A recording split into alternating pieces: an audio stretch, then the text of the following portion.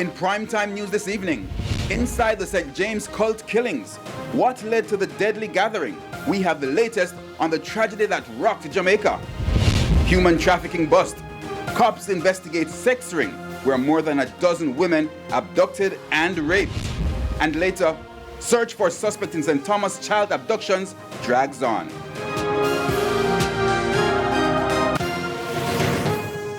Good evening and welcome to Primetime News, live on air and online at onespotmedia.com. I'm Herman Green.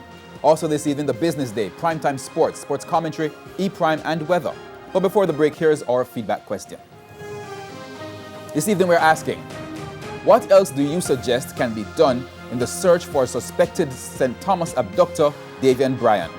You can share your comments online, facebook.com/televisionjamaica or tweet at televisionjam1. Now please stay tuned. Primetime News returns right after this break.